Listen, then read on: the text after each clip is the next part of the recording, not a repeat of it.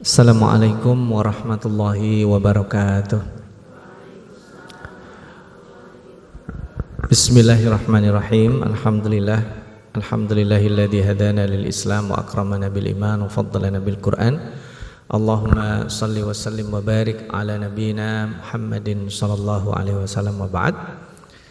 Ibu-ibu, bapak sekalian yang berbahagia, insyaallah pagi ini kita akan membincangkan tentang hijrah.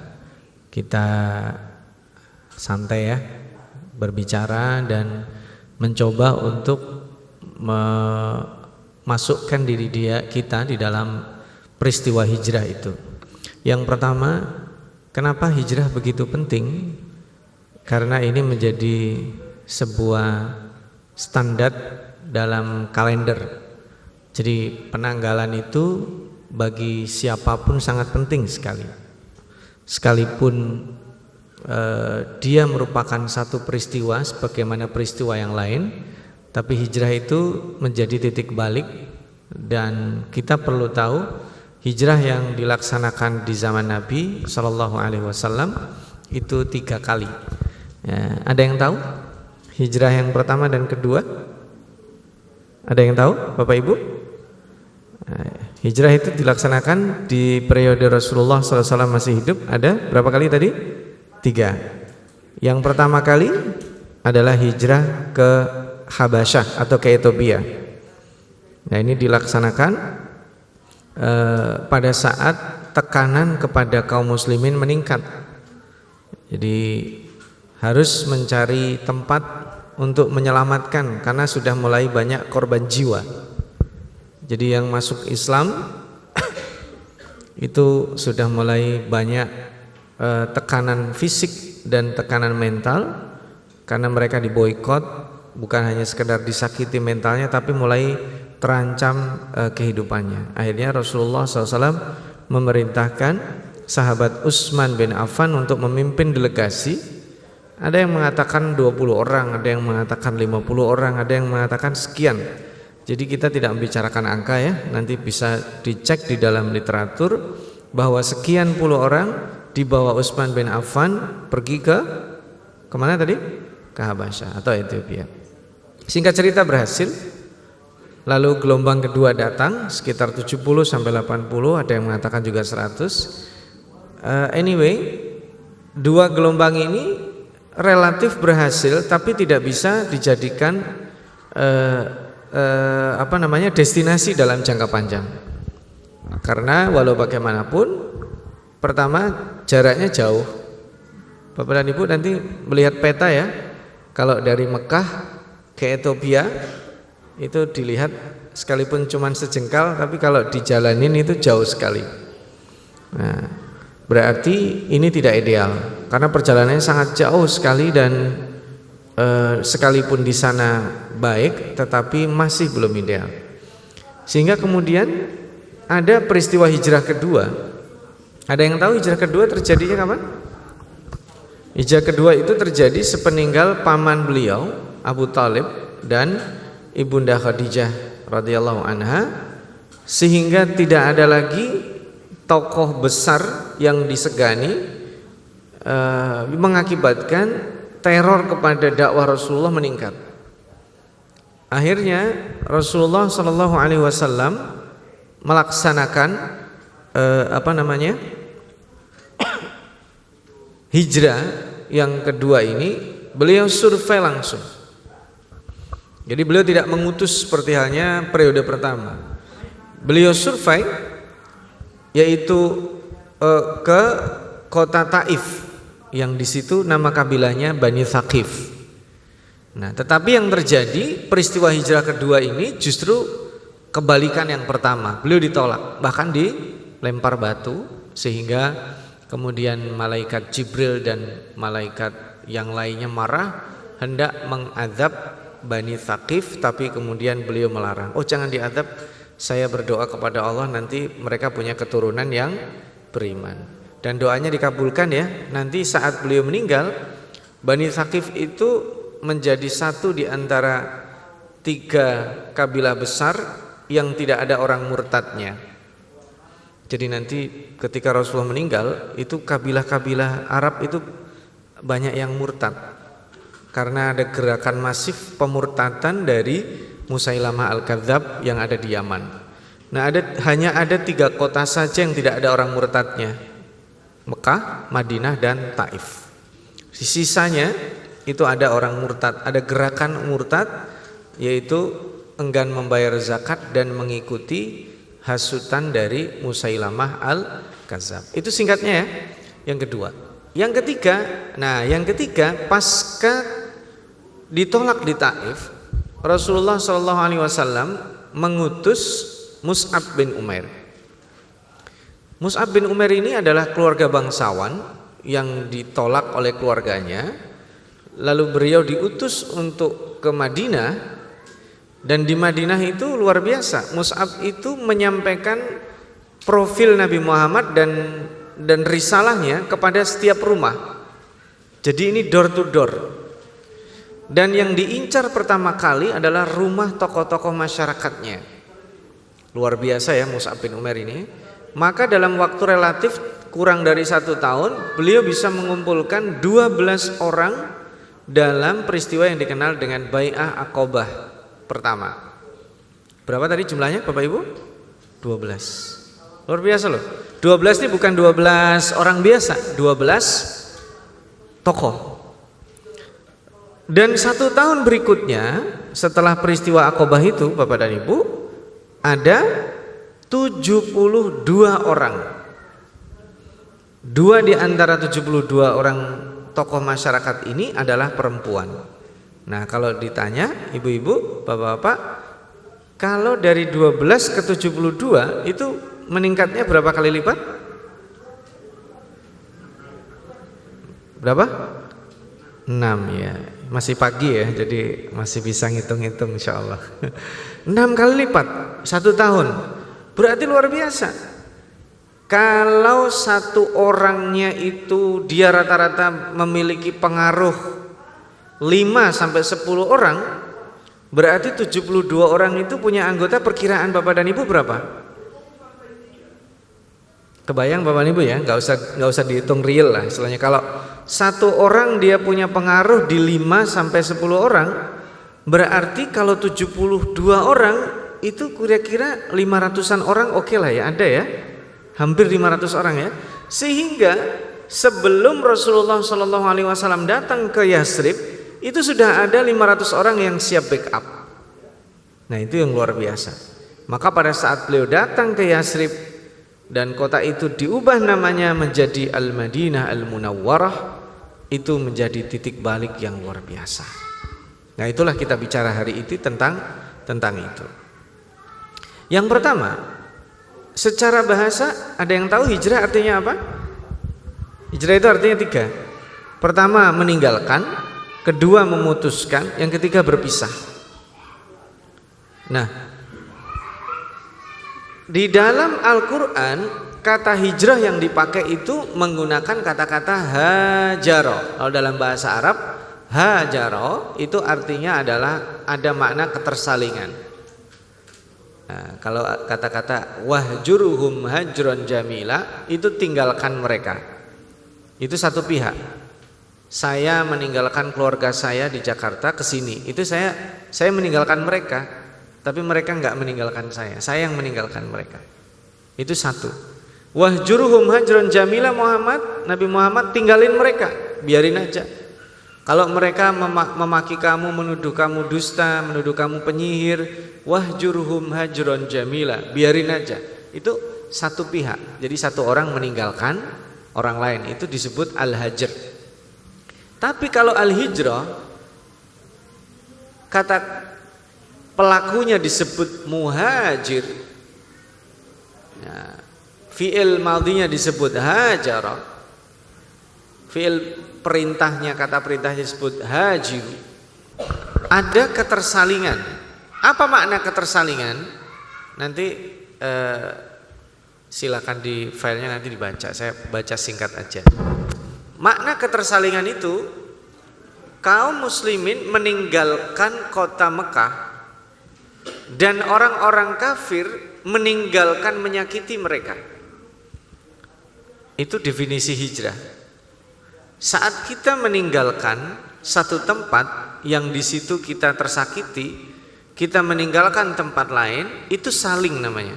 Kita meninggalkan kondisi kita yang lama, dan pelaku yang mendolimi kita meninggalkan menyakiti kita. Itu namanya ada ketersalingan, saling meninggalkan, saling memutuskan, saling berpisah. Nah itu makna yang dipakai. Jadi Allah menyelamatkan orang-orang yang hijrah itu dari penindasan itu. Ini yang pertama. Yang kedua, di dalam peristiwa hijrah itu ada namanya peningkatan level. Jadi orang berhijrah itu meningkat levelnya. Kenapa disebut peningkatan level?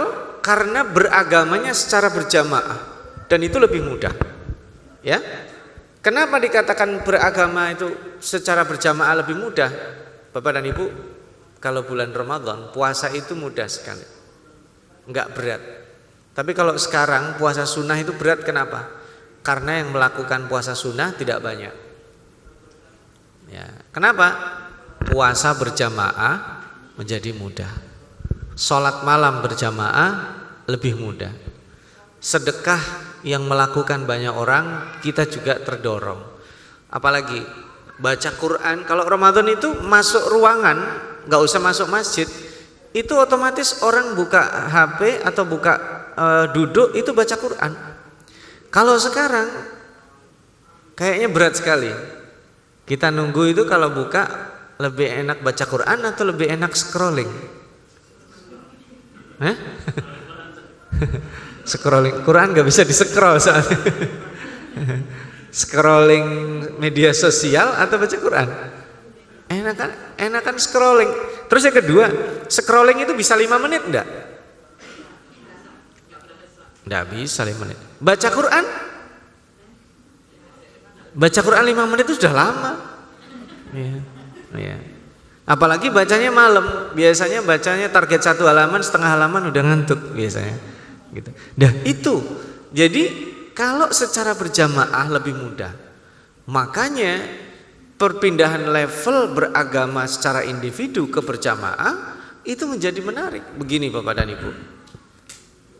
Kalau kita merasa baik sendiri, cara gampang sih. Kalau kita udah menjadi orang baik nih di rumah, lalu anak kita larang, kamu jangan main ke rumah tetangga, jangan main ke sono, mau main sama si anak, oh jangan. Itu berarti kita belum berislam secara berjamaah. Karena lingkungan tempat kita berada itu tidak aman buat anak-anak kita. Nah itu terjadi di Mekah. Kalau di Madinah anak-anak sudah bebas dia. Sekalipun di situ ada orang Yahudi, di situ ada orang jahat, di situ, tapi mereka terproteksi dengan kesepakatan. Ada piagam Madinah, ada undang-undang, ada jaminan, ada pemerintahan yang berkuasa. Dan ini menarik ya. Madinah itu disebut sebagai sebuah bentuk kalau dikatakan pelaksanaan syariah itu sekarang sensitif orang mendengar itu ya. Jadi syariah dilaksanakan secara kelembagaan dan Nabi Muhammad itu pendatang baru. Kenapa? Karena tadi sudah memiliki backup 72 pemimpin.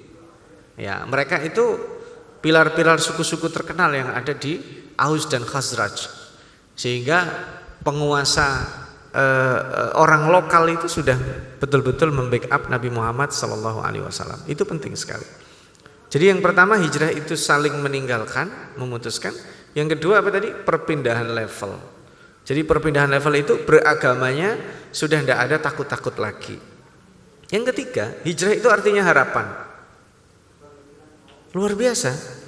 Kenapa harapan? Harapan orang yang berhijrah dan harapan orang yang didatangi. Bapak dan Ibu, kota Yasrib itu beda dengan Makkah. Makkah itu penduduknya adalah ahli dagang. Makanya mereka itu punya wawasan kemana-mana. Sementara penduduk Madinah kebanyakannya adalah berkebun dan bertani. Gitu ya. Nah, makanya di Madinah itu yang menguasai pasar bukan orang Madinah.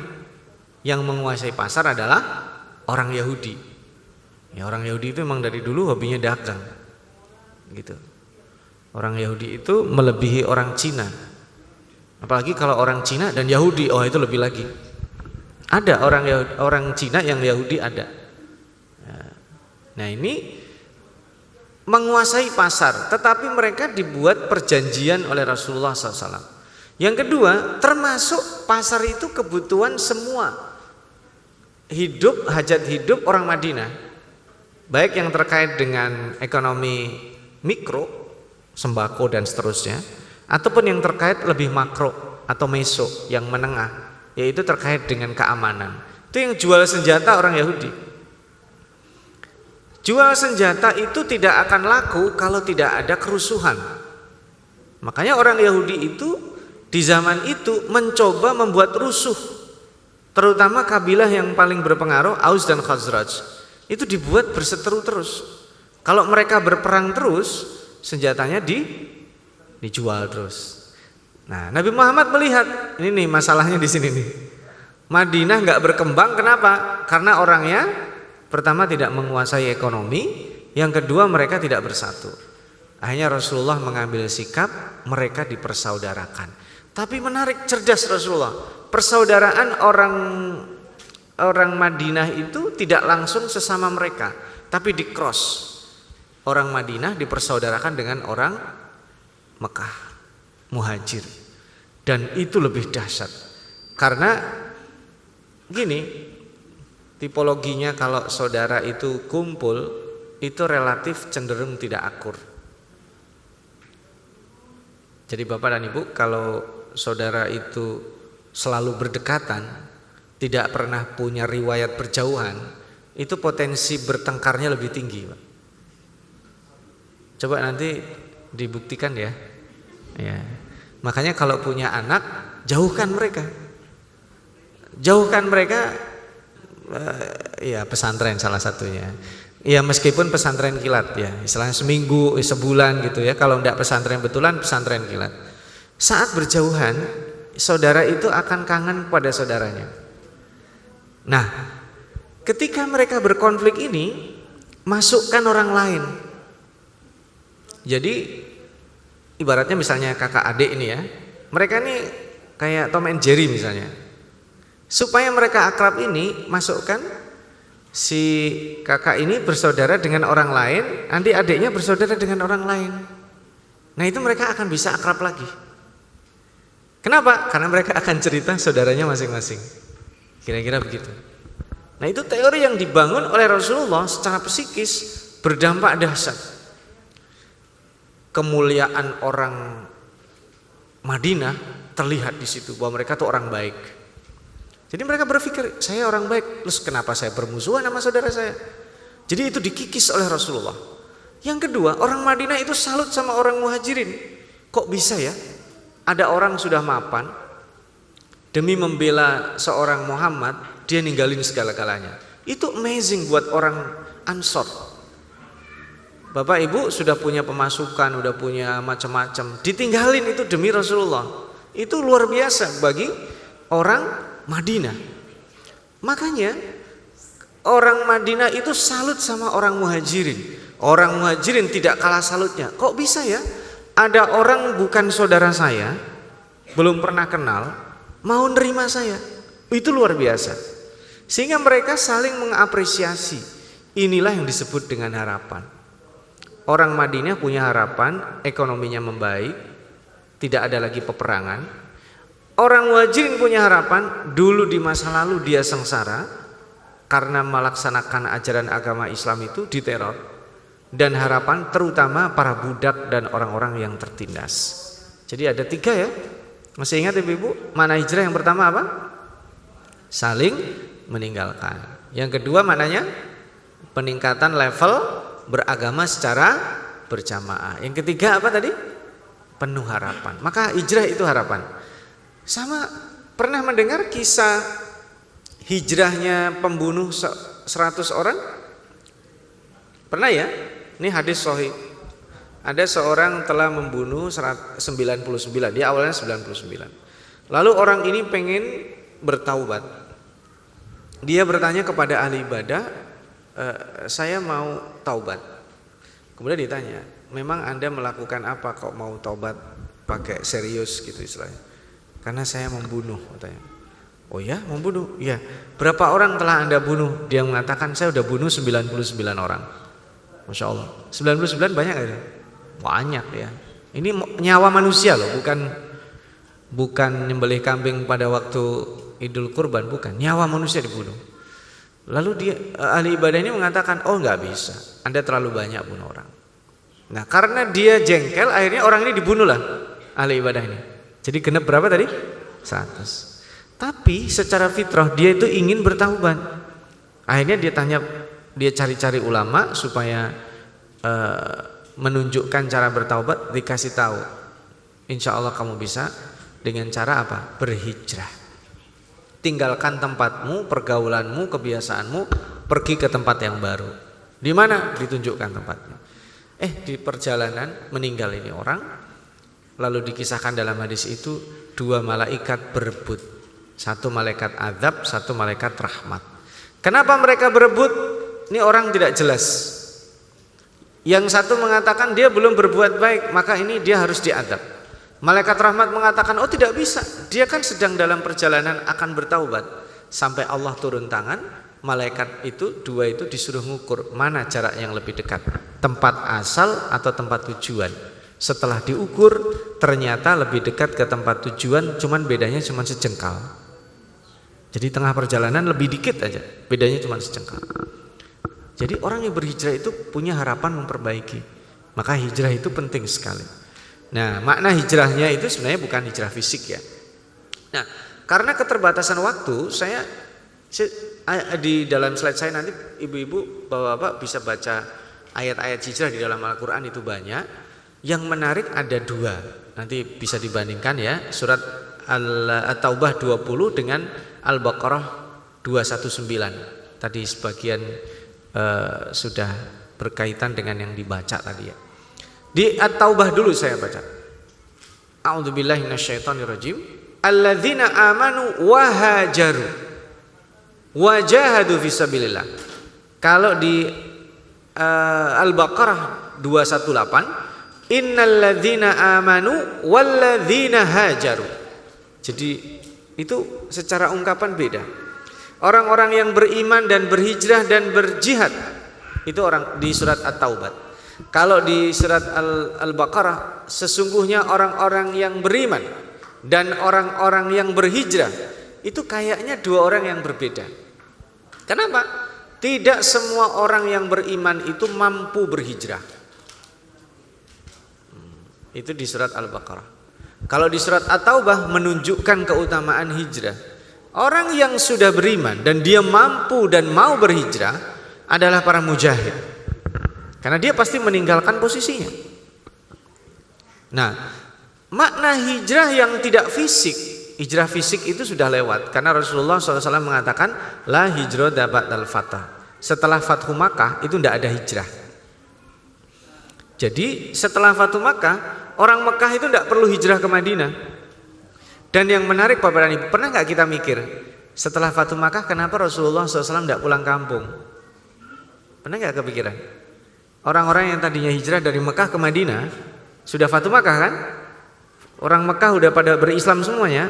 Kenapa orang Mekah yang di Madinah itu tidak balik kampung ke Mekah? Pernah mikir gitu enggak? Dan Rasulullah kenapa tidak balik kampung? Karena sesungguhnya tempat itu di mana aja sama. Dan satu hal yang menarik, justru lebih dari separuh para sahabat itu kuburannya di luar kota Madinah, di luar kota Mekah. Kenapa? Karena mereka berjihad, karena mereka berhijrah, karena mereka menyampaikan dakwahnya. Mereka itu traveling. Jadi traveling itu menjadi sunnatullah. Dan traveling kita adalah selain mendapat pembelajaran dari Allah adalah berdakwah. Makanya kata-kata innalladzina amanu walladzina hajaru wajahadu fisabilillah ulaika yarjuna rahmatallah. Jadi orang yang berhijrah itu adalah orang yang mencari rahmat Allah. Gini Bapak dan Ibu, Kalau hijrah itu disebut secara fisik sudah selesai, maka makna hijrah secara non fisik di dalam hadis adalah al-hijrah itu al-muhajir adalah orang yang meninggalkan apa yang dibenci oleh Allah. Ya mungkin saya dalam 15 menit terakhir ya, karena ini substansinya, saya ambil satu aja itu. Jadi yang disebut hijrah adalah ketika kita sanggup meninggalkan apa yang dilarang oleh Allah. Itu muhajir. Apaan aja yang dilarang? Yang dilarang oleh Allah itu saya ambil dari yang sederhana ya. Ghibah misalnya. Ghibah itu dilarang oleh Allah karena kejam. Ya. Fitnah itu lebih kejam daripada fitness. Kalau fitness ke gym ya, kalau fitnah kan kejam. Jadi kenapa? Karena ghibah itu adalah membicarakan aib yang terjadi. Kalau aib yang tidak terjadi itu fitnah. Ini saudara kita melakukan kesalahan nih. Kita nggak terlalu punya kepentingan dengan dia, sukanya ngomongin aibnya. Itu namanya ghibah. Saudara kita nih dituduh melakukan kesalahan, berarti belum pasti nih. Kita omongin, itu jatuhnya bukan ghibah, jatuhnya fitnah. Nah, hati-hati ya. Nah, hijrah adalah kita tinggalin itu ghibah. Caranya, kalau kita duduk jangan berbicara siapa. Kalau udah siapa, itu pasti ujungnya ghibah. Kita duduk ngobrolin apa dan bagaimana, jangan ngobrolin siapa. Kalau udah mulai ngobrolin siapa, sekalipun itu anak kita, jatuhnya ghibah nanti. Awal-awalnya ngobrolin anak saya, nanti sampainya anaknya dia. Anak kita udah selesai dibahas, ujung-ujungnya bahas anak siapa? Anak orang lain. Biasanya kalau udah ngomong anak orang lain, itu yang diomongin enak. Biasanya yang prestasi atau yang tidak prestasi. Ngomongin yang bagus itu nggak menarik biasanya. Biasanya yang dibicarakan adalah sesuatu yang tidak baik. Nah, cara berhijrah kita, coba Bapak dan Ibu kalau berani punya list orang-orang yang kita gibahin misalnya. Coba Ibu kalau Bapak berani ya. Nanti sebelum tidur, hari ini orang yang saya omongin adalah si A, si B, si C. Wah, banyak ya. Ada 18. Misalnya. Besok saya berhijrah ya Allah. Maksimal saya ngomongin orang 5. Misalnya. Lah ini serius. Serius, coba sepakat dengan pasangan hidupnya, dengan teman dekatnya. Tidak ngomongin keburukan orang, dikurangi drastis 50%. Salah satu contoh. Yang kedua, apalagi yang dilarang Allah. Yang dilarang Allah apalagi? Berbohong. Misalnya ya. Berbohong ini kelihatannya tidak berefek, tapi jangka panjangnya membuat karakter mudah berbohong itu sama dengan at-tatfif itu. Wailun lil mutaffifin. Al-mutaffifin itu apa? Mengurangi timbangan. Namanya mengurangi timbangan itu banyak atau sedikit? Sedikit. Tapi kalau ini berkelanjutan maka dia menjadi karakter. Itulah yang disebut dengan kita muhajir.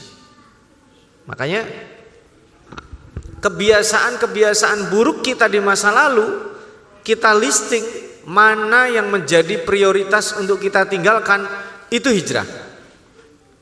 Bapak dan Ibu, kebiasaan buruk yang terjadi di masa lalu yang berani kita tinggalkan, itu aktivitas hijrah. Gak usah pesimis. Mungkin Bapak bisa maju sedikit ya, gak apa-apa. Silakan maju sedikit, gak apa-apa.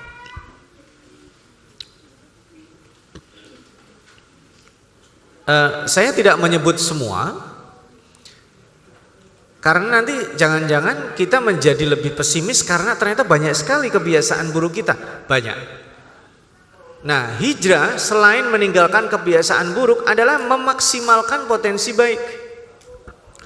Potensi baik kita adalah misalnya murah senyum. Senyum itu tidak ditambah durasinya. Senyum yang baik itu adalah antara 4 sampai 7 detik Bapak dan Ibu. Kalau tersenyum itu minimal 4 detik, maksimal 7 detik. Kalau terlalu banyak, apalagi lagi sendiri, itu nanti dicurigai. Jadi 4 detik sampai 7 detik ya, itu kata orang.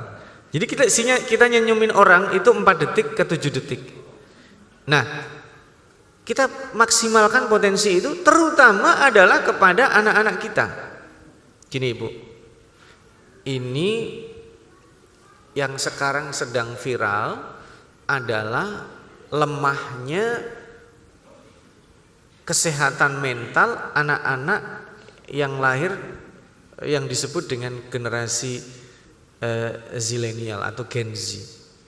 Gen Z itu terancam kesehatan mentalnya karena dia tadi itu generasi scrolling, generasi yang dibentuk dengan budaya instan. Mereka punya karakter positif banyak, tapi yang harus diwaspadai adalah kesehatan mentalnya. Karena mereka tidak mengenal militansi, tidak bisa didoktrin dan tidak kuat disuruh duduk lama. Saya pernah menguji itu generasi Gen Z itu saya suruh untuk ke perpustakaan, saya paksa duduk 3 jam, itu tidak ada yang berhasil. Kerjakan pekerjaan ini durasinya 3 jam.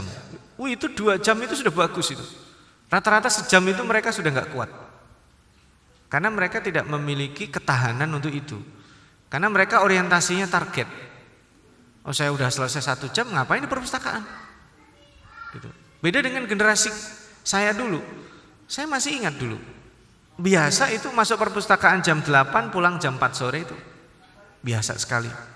Karena di dalam perpustakaan itu kita bisa mendapatkan banyak. Sekalipun udah selesai pekerjaan, kita enak di situ baca buku yang lain. Kenapa? Karena homing di perpustakaan. Kalau generasi sekarang, saya ke perpustakaan tujuannya apa? Mengerjakan tugas. Udah selesai setengah jam, ya keluar. Nah, itu kesehatan mentalnya generasi yang berorientasi target. Proses itu tidak penting. Itu bahayanya anak-anak sekarang, sehingga proses itu kalau tidak perlulah 100% halal. Kalau ada haramnya sedikit nggak apa-apa lah gitu. Yang penting 70% halal, 30% haram nggak apa-apa. Itu bahaya secara mental nanti. Proses dia menikah, proses dia dapat pekerjaan, proses dia dapat jabatan, proses dia apa-apa, itu nanti membahayakan dalam jangka panjang. Maka spirit berhijrah ini penting. Karena berhijrah itu adalah membentuk mentality. Bayangkan putri Rasulullah SAW sendiri, sekalipun dia awalnya tidak berhijrah, Zainab, pada akhirnya Zainab juga berhijrah. Itu melakukan perjalanan yang sangat panjang dan itu dimusuhi oleh keluarga mertuanya. Karena suami Zainab sendiri, Zainab itu putra pertama Rasulullah SAW ya, itu hijrahnya agak terlambat. Karena suaminya itu termasuk orang yang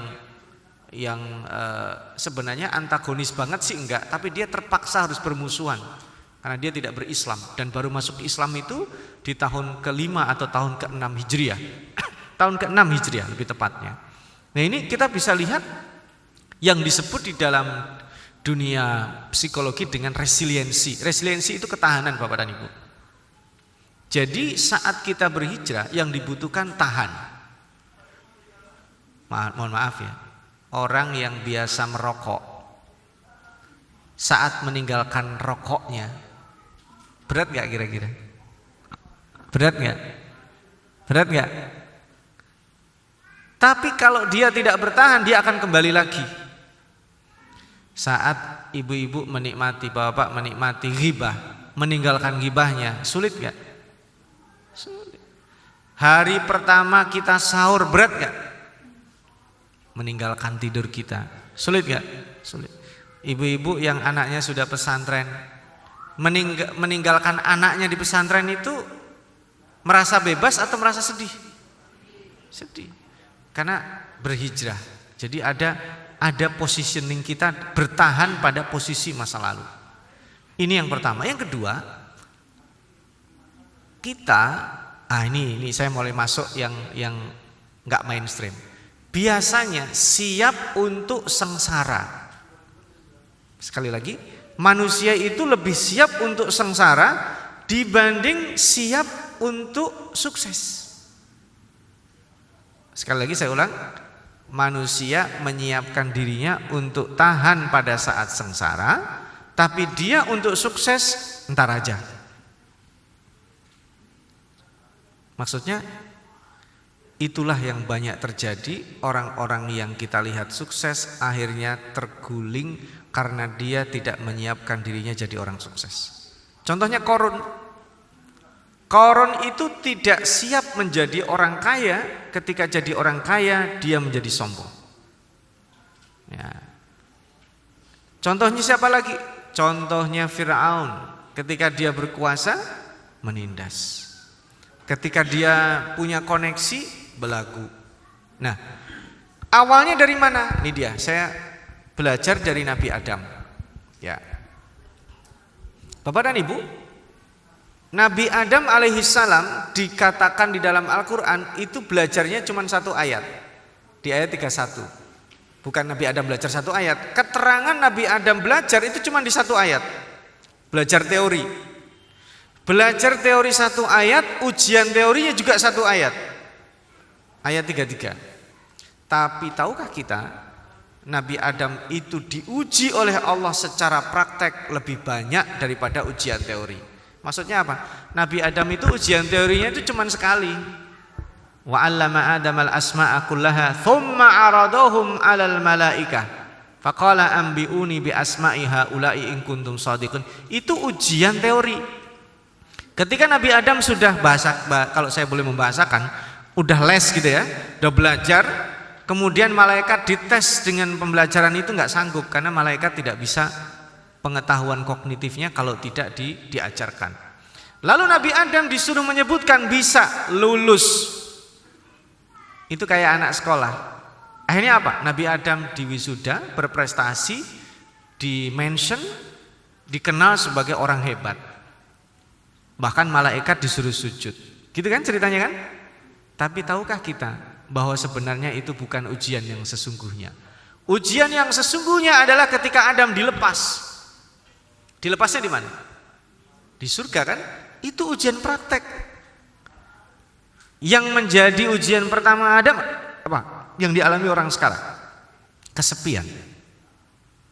Nabi Adam hidup dengan kesepian, dengan segala fasilitas. Itu yang dialami orang sekarang. Kok kesepian? Iya. Bapaknya megang HP, anaknya megang HP, istrinya megang HP. Kesepian mereka. Sehingga keempat-empatnya ngomong dengan HP-nya sendiri-sendiri, ketawa sendiri, nggak nyambung di situ. Kamu kok ketawa kenapa? Jadi orang itu kesepian. Cobaan pertama orang itu kesepian. Berarti perlu apa? Komunikasi. Maka Allah ciptakan makhluk lainnya yang berbeda dengan dia. Perbedaan itu keasikan dalam hidup. Nabi Adam dikasih teman siapa? Perempuan. Perempuan diciptakan dari apa? Tulang rusuk yang paling bengkok. Bukan tulang rusuk. Tulang rusuk itu kalau di bawah dia agak begini ya. Makin ke atas makin begini. Dan yang di dada itu paling bengkok. Nah, Nabi Adam itu tulang rusuk yang di sini diambil satu dan diciptakan Hawa dari situ. Dari tulang rusuk yang paling bengkok. Kenapa? Karena tulang rusuk yang paling bengkok itu adalah tulang rusuk yang melindungi bagian vital laki-laki. Makanya perempuan itu mudah memahami suaminya. Tapi tidak sebaliknya. Kalau laki-laki memahami istrinya itu sulit sekali. Iya. Istrinya bilang, "Bang, itu warung ada warung baru buka ya, Bang ya?" "Iya, baru buka." Padahal maksudnya kita diajak ke situ dong, ditraktir. Suami nggak paham, nggak nyambung di situ. Nggak nyambung. Istrinya nanya, "Abang udah makan?" Udah makan." Maksudnya, "Ayo makan, aku lapar," gitu. Jadi banyak hal yang tidak difahami laki-laki. Tapi laki-laki memahami. Coba tanya istrinya jadwal suaminya, paham. Semua istri itu paham jadwal suaminya. Paham. Ukuran sepatunya, ya, kaos kakinya semuanya hafal. Ya. Tapi coba suaminya suruh ngambil rapot anaknya, itu pasti nanya, "Kelasnya di mana sih?" Gitu. Ngambil rapotnya di mana sih? Bahkan dia tanya, "Anaknya kelas berapa sih?" Itu kalau suami itu. Betul kan? Iya. Nah, saya kembali ke situ nanti lanjutin sendiri. Jadi ketika Adam dikasih teman, itu sebenarnya juga ujian. Bagaimana berinteraksi dengan perbedaan. Dan yang menarik adalah ketika datang ujian yang lebih besar, ketika berinteraksi dengan iblis. Saya tanya, iblis itu siapanya Adam? Temannya atau musuhnya? Yakin musuhnya Adam? Taunya dari mana iblis itu musuhnya Adam? Perintah dari Allah. Ya, fattakhidhuhu aduwa. Jadikan dia musuhmu. Innahu lakum aduwwum mubin. Dia musuh yang nyata. Faktanya iblis itu tidak nyata. Enggak kelihatan kan? Ya, karena dia dari golongan jin. Itu pertama. Yang kedua, ujian ini iblis ini lebih berat. Karena kalau iblis itu tidak pernah menempatkan dirinya sebagai musuh Adam. Saya tanya, ketika Adam berinteraksi dengan iblis, Adam itu berbicara dengan iblis takut atau nyaman? Bapak dan Ibu? Nyaman? Kenapa nyaman Bapak? Oke, karena iblis menjadikan Adam sebagai teman. Nah, tapi kita nakutin anak kita, awas ada setan, awas ada setan. Itu artinya setan menakutkan atau menyenangkan? Berarti pendidikan kita kan kebalik. Ketika kita bilang sama anak kita, awas kalau enggak makan nanti ada setan. Anak kita jadi takut kan sama setan kan?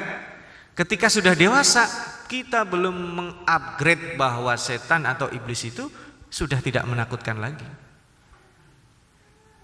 Kalau saya laki-laki bicara dengan perempuan yang bukan mahram saya, nyaman, enak, nah itu ada setan di situ. Kalau saya biasa dapat uang sekian menjadi 10 kali lipat, ada setan di situ. Nah, ini yang penting. Iblis tidak pernah memposisikan dirinya sebagai musuh Adam, sehingga dia memperlakukan Adam sebagai teman. Ini poin pentingnya. Dan yang lebih, kalau bahasa anak sekarang lebih gilanya lagi, iblis itu mengalahkan teori marketing yang paling hebat. Marketing yang paling hebat itu apa? Mengubah sesuatu yang tidak penting menjadi penting.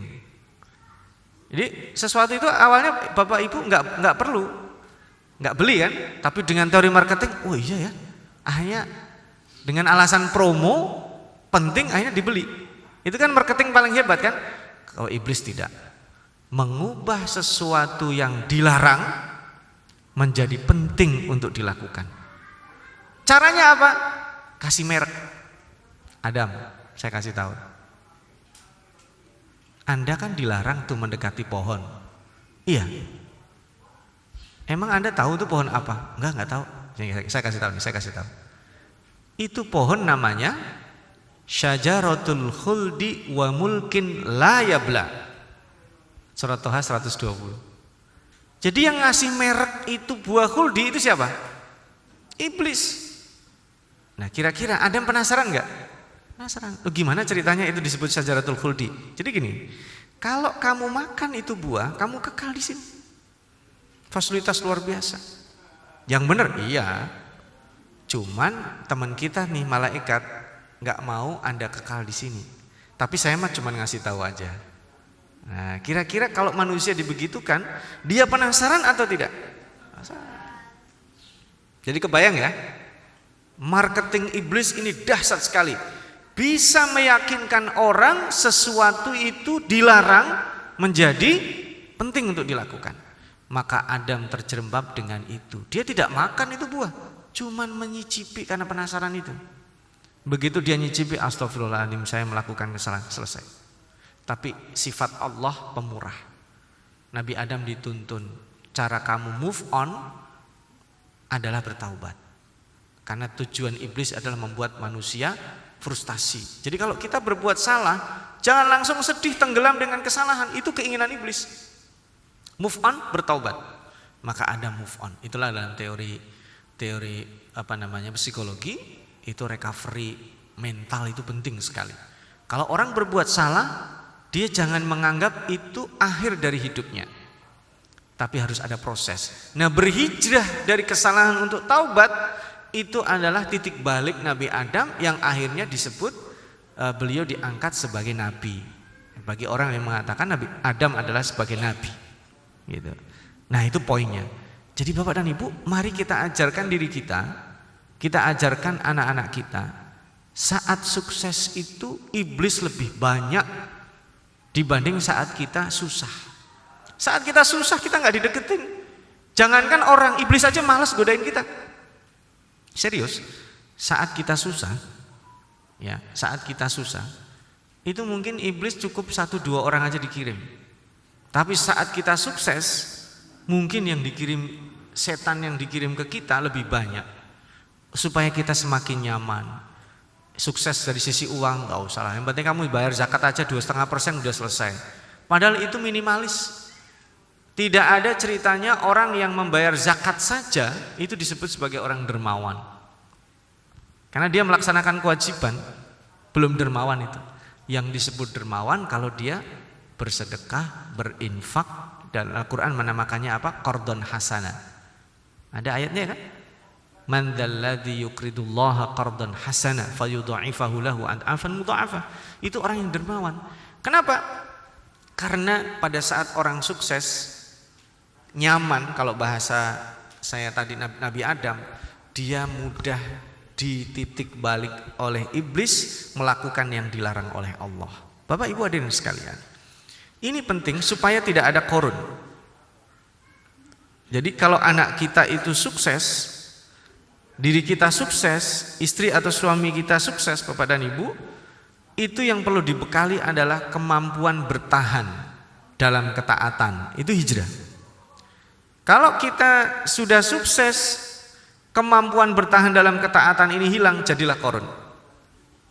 Kalau dia jadi pinter, kemampuan bertahan ini tidak ada, sudah habis ya, baik.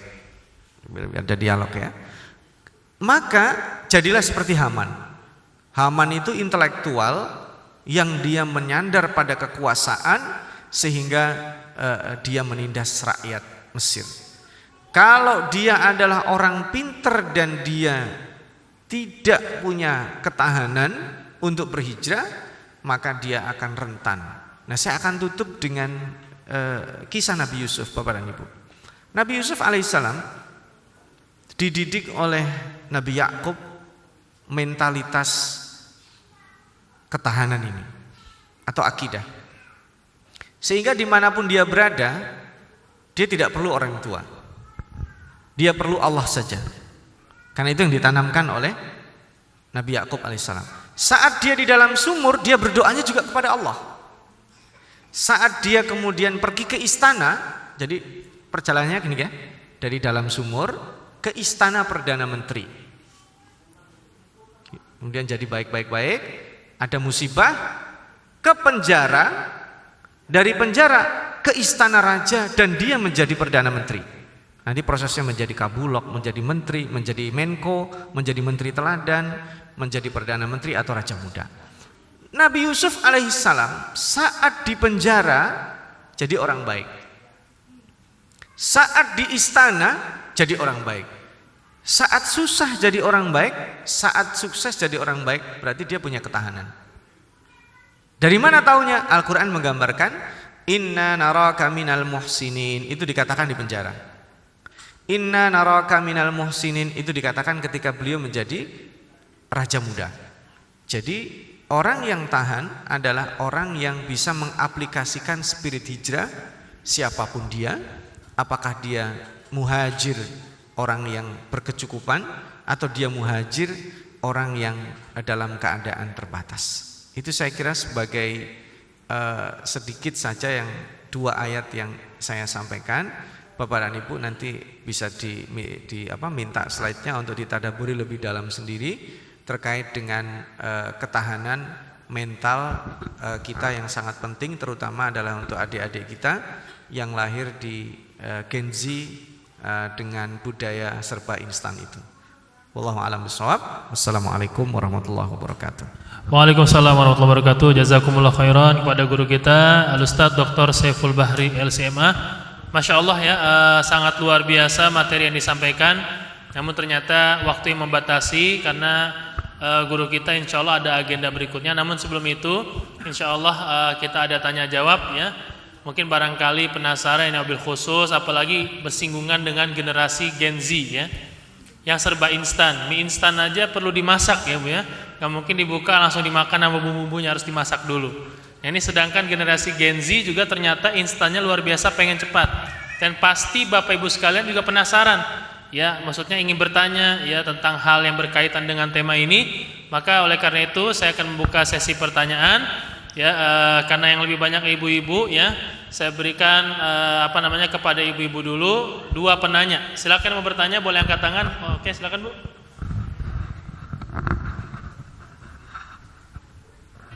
Nama sama dari mana Bu? Silakan.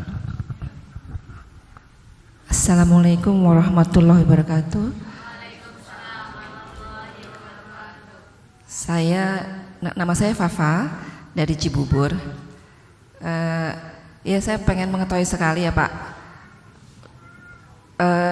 memaknai hijrah khususnya buat anak-anak zaman sekarang Gen Z tadi itu, gitu ya.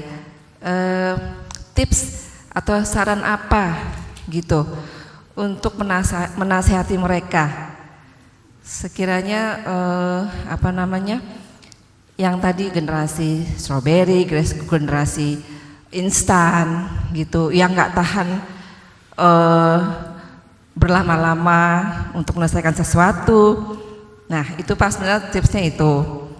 Tapi ada tambahannya, yang kedua adalah lebih kepada kebetulan gimana caranya tips lebih kepada anak-anak yang punya kebutuhan khusus gitu Pak. Contoh seperti ADHD, kemudian seperti ada bipolarnya gitu.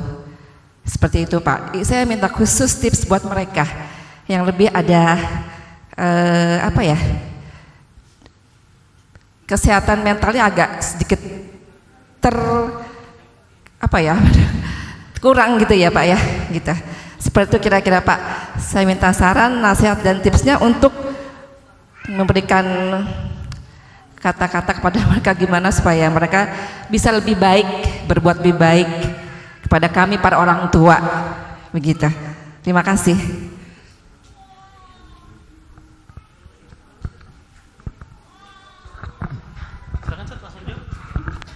Yang pertama, jadi sekaligus yang kedua, kita lihat titik positifnya.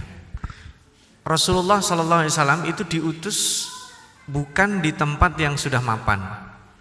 Rasulullah tidak diutus ke bangsa Romawi, negara maju pada waktu itu, tidak diutus ke bangsa Persia, tapi diutusnya di bangsa yang penuh dengan kejahilian. Menarik Ibu. Kira-kira nih kalau saya guru misalnya, zaman saya dulu dulu saya ada kelas sampai G itu, A, B, C, D, E, F, G. Kalau saya guru disuruh ngajar kelas A itu seneng, karena umumnya kelas A itu kelas yang orang terpilih lah. Tapi kalau saya guru kemudian disuruh ngajar kelas G, ya itu secara mindset, ini zaman dulu ya, alhamdulillah sekarang udah nggak kayak gitu. Itu secara mindset itu, aduh saya bakal dibully nih anak-anak nakal gitu kan ya. Tapi sebenarnya kalau guru dia terchallenge di kelas G pun bukan berarti mereka tidak punya kebaikan. Maka Allah Subhanahu wa taala supaya Nabi Muhammad melakukan 2 itu. Yatslu alaihimul kitab wa yuzakkihim, bacain Quran sebagai pedoman dengan mengajarkan tazkiyatun nafas. Nah, tazkiyatun nafas itu melawan jiwa-jiwa buruk. Kalau orang sudah melawan jiwa-jiwa buruk, dia dapat potensi baiknya. Nah, setelah itu orang yang beriman kepada Nabi Muhammad itu diturunkan surat Ar-Rum. Bapak dan Ibu perlu tahu ya, surat Romawi itu, surat Ar-Rum itu diturunkan kapan? Saat mereka diboikot, ditindas, kelaparan, krisis ekonomi. Surat Ar-Rum diturunkan, itu nggak masuk akal. Maksudnya gini, ya Allah, orang lagi kelaparan kok disuruh memperhatikan perseteruan antara bangsa Romawi sama bangsa Persia.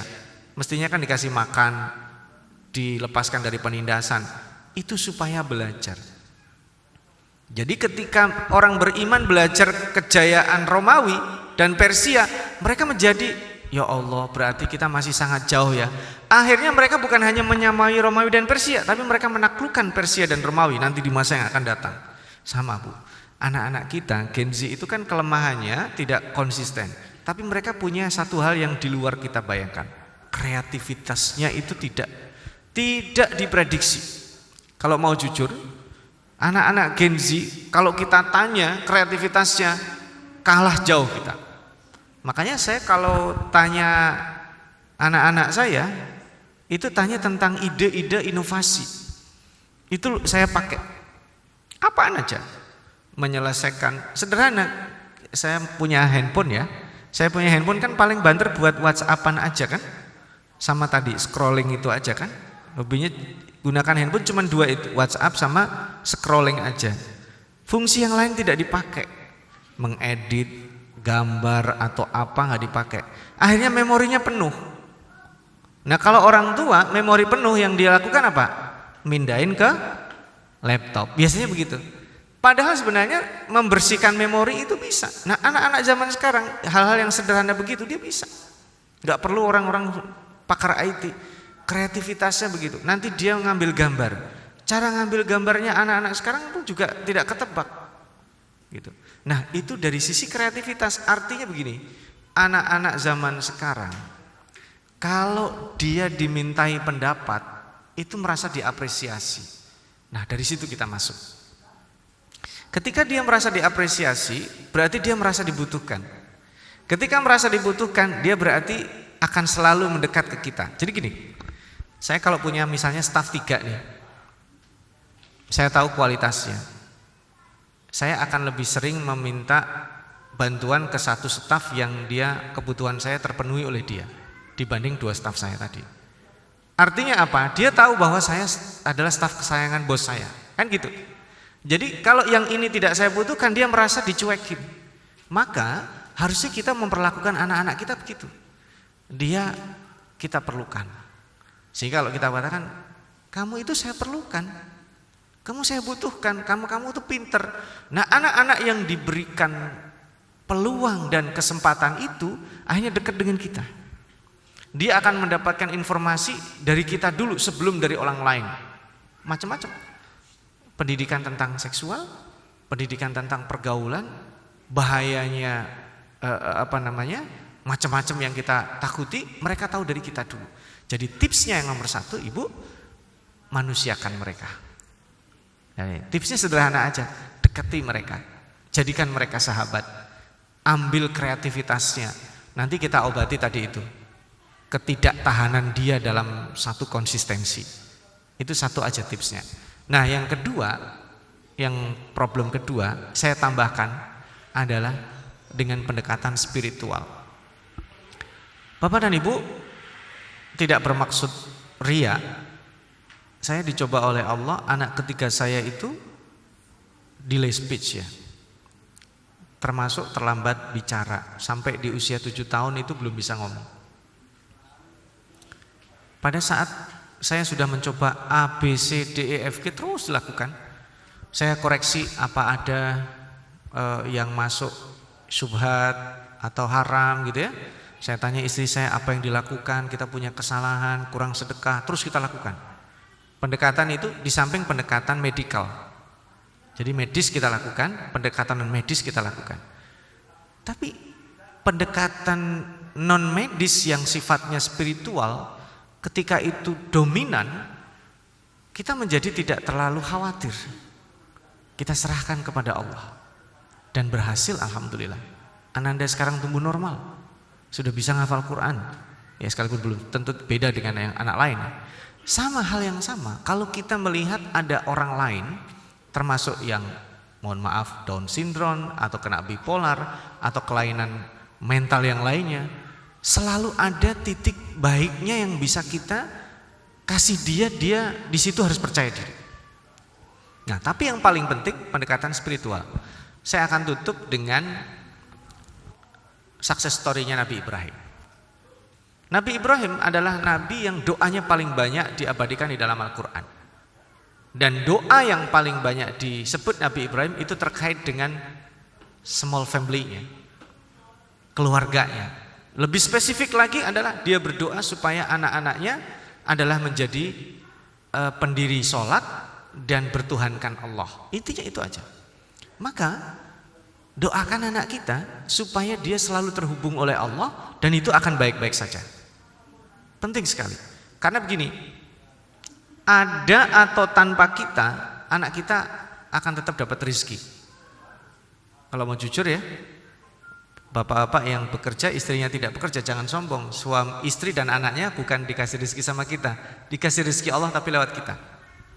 Anak kita itu dapat rezeki dari Allah melalui kita. Saat kita nggak ada, dia akan dapat rezeki tanpa kita. Itu pasti jaminan. Yang tidak dijamin adalah anak-anak kita itu mengenal Allah atau tidak setelah kita tidak ada, atau setelah pisah dari kita. Itu paling penting. Nah, itu yang dilakukan oleh Nabi Ibrahim. Doanya apa? Surat Ibrahim 35, ada yang hafal? Surat Ibrahim ayat 35, apa bunyinya? Nah, ada yang hafal? Surat Ibrahim 35, kiri atas. Nabi Ibrahim berdoa, Rabbij'al hadzal balada amina. Terkenal kan? Terusannya apa? Itu baru setengah ayat. Wajnubni wa baniya an na'budal asnam. Ya Allah, jadikan negeri ini negeri yang aman dan jauhkan aku dan keturunanku dari menyembah berhala. Nah, ini.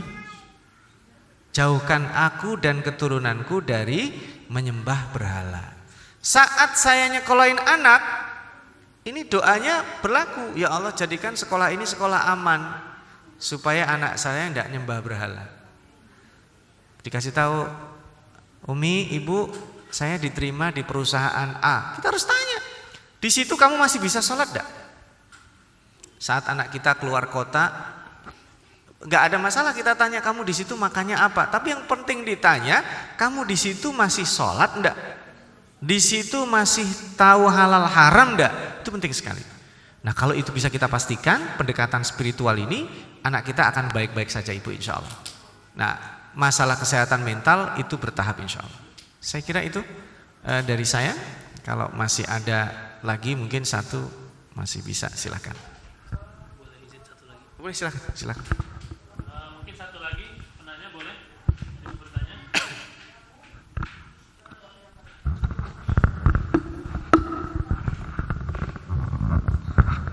Bismillahirrahmanirrahim. Assalamualaikum warahmatullahi wabarakatuh. Saya Hertianda dari Pondok Gede, mau menanyakan ini Ustadz, masalah gibah ya. Mungkin di antara kita tuh suka bingung membedakan gibah sama tabayun Ustadz.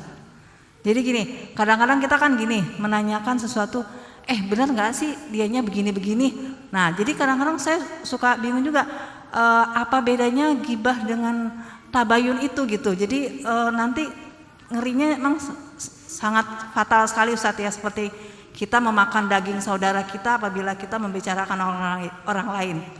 Nah, itu seperti tadi Ustadz menjelaskan bahwa kalau benar gibah, kalau salah fitnah. Nah, kadang-kadang mungkin ya itulah perempuan Ustadz ya, tanpa sadar mungkin dari rumah udah niat tidak bergibah, tapi kadang-kadang namanya teman nanya dia di mana, apa gimana gitu. Jadi astagfirullah, saya berpikir mungkin untuk diri saya sendiri Ustadz ya. Mudah-mudahan bermanfaat penjelasan Ustadz kepada saya, buat manfaat buat yang lain. Ya itu aja Ustadz. Assalamualaikum warahmatullahi wabarakatuh. Waalaikumsalam. Jadi terus terang ini sulit ya, tapi bukan mustahil untuk dilakukan. Gampang Bapak dan Ibu. Kalau duduk yang ditanya pertama kali jangan siapa, itu aja boleh. Kalau udah siapa, itu ujung-ujungnya gibah.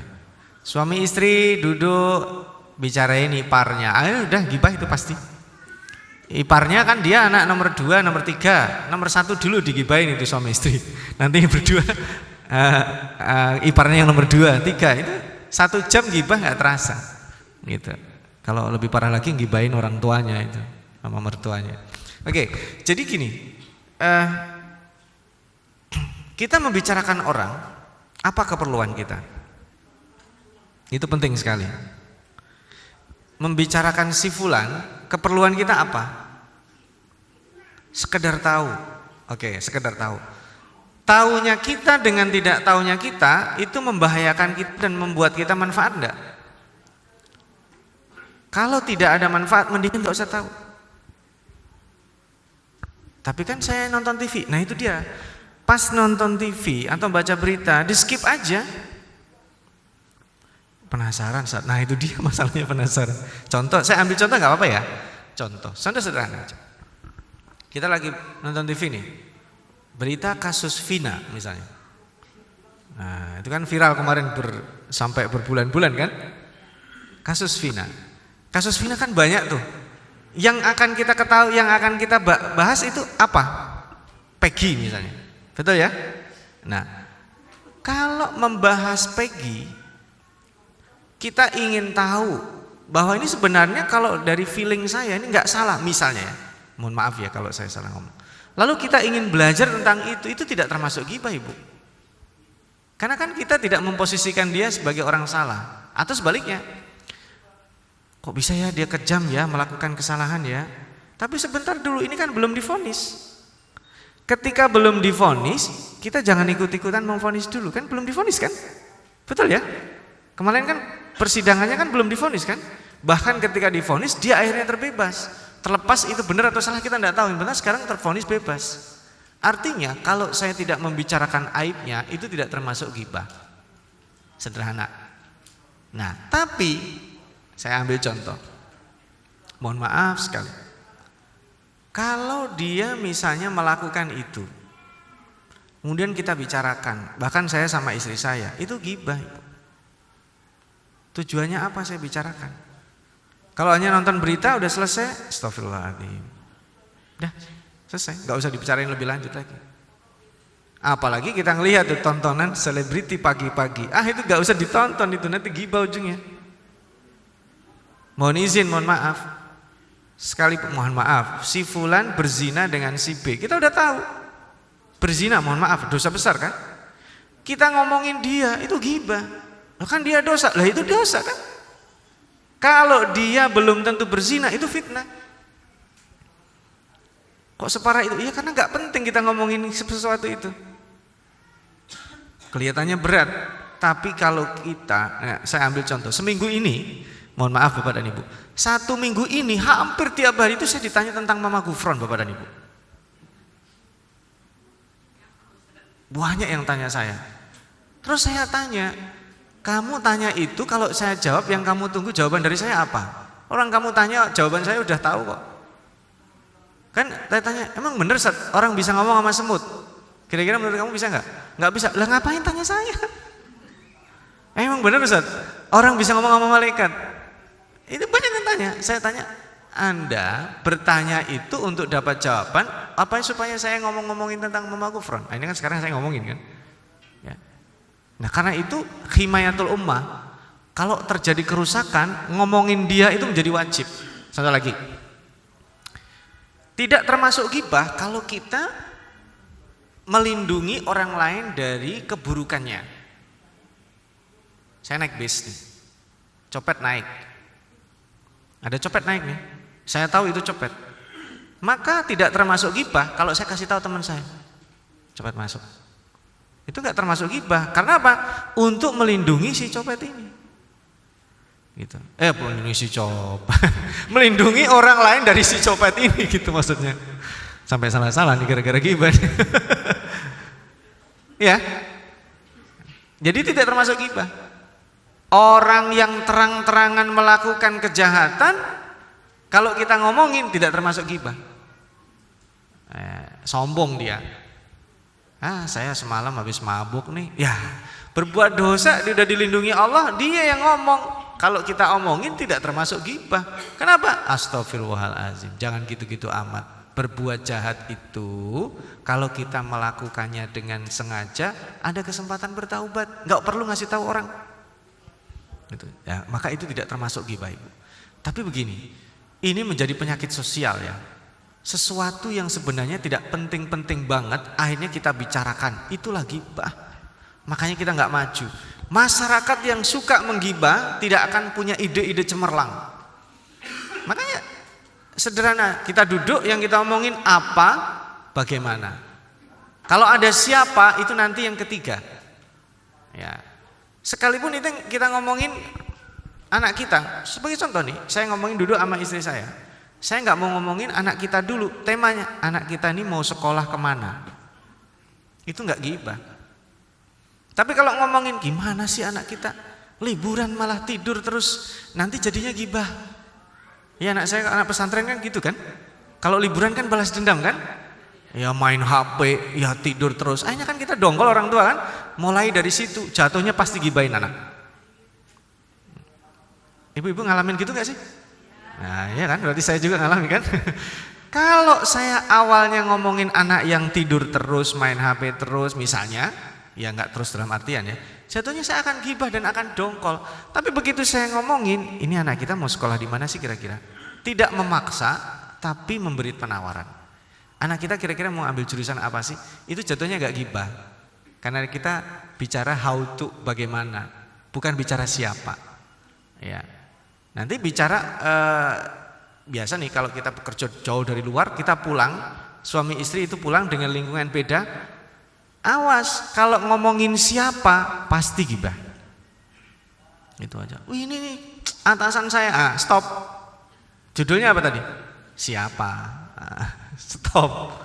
Jangan dilanjutkan. Ayo kita makan aja daripada ngomongin orang. Gitu. Saya tadi di depan mama. Berarti jatuhnya mertua saya. Ntar dulu isinya apa dulu? Tentang ini. Berarti bicara apa? Gak ada masalah. Apa kabar? Tapi gimana sih kok saya mama malah marah gini. Stop. Jatuhnya nanti kita gibahin orang tua. Gitu. Tapi ini teori ya. Sekali lagi ini teori. Prakteknya lebih jelimet dari itu. Ya. Intinya Bapak dan Ibu, saya akhiri karena supaya bisa segera move on karena saya zuhur ada kegiatan ya. Sering beristighfar. Berusahalah untuk meninggalkan ghibah dengan tidak membicarakan orang, hidup kita lebih aman dan ringan. Karena orang yang suka ghibah biasanya orang yang tidak terima kalau mendengar perkataan orang tentang dirinya. Sekali lagi saya kasih note ya. Kalau kita suka ghibah, kita akan mudah terpengaruh perkataan orang tentang diri kita. Akhirnya apa? Dia tidak fokus bekerja dan berbuat, dia fokus mendengarkan perkataan orang, dia fokus mencari kabar tentang orang dan akhirnya tidak maju. Tapi orang yang meninggalkan ghibah, dia punya fokus tinggi untuk bekerja dan berbuat. Perkataan orang, dia akan menggunakan standar di dalam Al-Quran, wa qul i'malu fasairallahu amalakum wa rasuluhu wal mu'minun. Bekerjalah, Allah yang akan melihat. Orang lain memuji itu bonus dan gak terlalu penting-penting banget buat kita. Orang lain mengkritisi, alhamdulillah bahasanya bagus. Orang lain memaki, barangkali dia tidak kenal saya. Orang lain mencaci, bahkan mengkriminalisasi, biarin saja. Saya tetap fokus pada kebaikan yang Allah Subhanahu wa taala tunjukkan. Saya kira itu cukup dari saya. Ini sebagai pemantik saja Bapak dan Ibu. Saya yakin yang ada di hadapan saya pengalaman Bapak dan Ibu hijrah lebih banyak, meninggalkan hal-hal buruk lebih banyak. Kalau seandainya tertinggal 1-2 poin saja keburukan kita yakini masih ada, kita masih tetap punya kewajiban hijrah. Manusia tidak akan pernah terlepas dari kesalahan. Yang penting move on dari kesalahan tersebut dan bertaubat. InsyaAllah kita akan belajar banyak dari para nabi. Para nabi itu bedanya adalah maksum dari berbuat salah yang merendahkan martabat kenabiannya, sementara kita kemungkinan akan bisa melakukan kesalahan yang buruk, tapi Allah selalu membuka pintu taubatnya. Mudah-mudahan khilaf salah kita diampuni oleh Allah Subhanahu wa taala dan kita menjadi orang-orang yang berada dalam kafilah orang-orang yang hijrah. Qulu qauli hadza, jazakumullahu khairan wal afu minkum. Wassalamualaikum warahmatullahi wabarakatuh. Waalaikumsalam warahmatullahi wabarakatuh. Terima kasih kepada guru kita Al-Ustaz Dr. Saiful Bahri LCMA. Alhamdulillah tak terasa sudah jam 11.15. Terima kasih banyak juga atas kehadirannya Bapak Ibu sekalian yang sudah hadir pada hari ini. Namun sebelum ditutup ya, ada sedikit informasi. Kalau yang berkenan boleh bisa hubungin tim kami. Ya, tadi Ustadznya membicarakan tentang Mekah, Madinah. maka terbayang ada Masjid Nabawi dan Masjidil Haram, ya. Insya Allah dari Travel Sabik ya bekerja sama dengan Marwah Muslimah Center juga dan beberapa organisasi lainnya, itu insya Allah kita akan memfasilitasi, yaitu untuk Bapak Ibu sekalian kalau berkenan atau ingin berangkat umroh masih bingung ya mau pakai travel mana, kita sudah menyediakan Sabik Travel ya umroh musim baru ya. Programnya 9 hari insya Allah berangkat bulan Agustus ya. Umroh plus Taif ya. Yang berkenan nanti boleh hubungi tim kami ya, Sabik Travel dan juga Marwah Muslimah Center ya, umroh di bulan Agustus atau umroh musim baru ya di awal tahun ya. Mudah-mudahan Allah Subhanahu wa taala ya mengizinkan kita untuk bisa sama-sama sholat di Masjidil Haram, untuk bisa sama-sama sholat di Masjid Nabawi, dan juga mudah-mudahan Allah izinkan kita juga bisa sama-sama sholat di Masjidil Aqsa insyaallah taala. Itu mungkin yang bisa disampaikan, kurang lebihnya mohon maaf. Kita tutup dengan istighfar 3 kali bersama-sama untuk hari ini. Astaghfirullahaladzim, astaghfirullahaladzim, astaghfirullahaladzim. Kita tutup dengan doa penutup majlis. Subhanakallahumma wa bihamdika asyhadu an la ilaha illa anta astaghfiruka wa atubu ilaik. Saya pembawa acara pada hari ini Al-Faqir Muhammad Habibullah. Mohon maaf kalau ada salah-salah kata dari saya dan tim kami ya di Marwah Muslimah Center. Mudah-mudahan Bapak Ibu sekalian masih bisa hadir di kemudian hari kajian-kajian kami, dan jangan bosan ya, karena insya Allah kita bersilaturahim dan juga saling belajar satu sama lainnya. Wabillahi taufiq wal hidayah. Wassalamualaikum warahmatullahi wabarakatuh.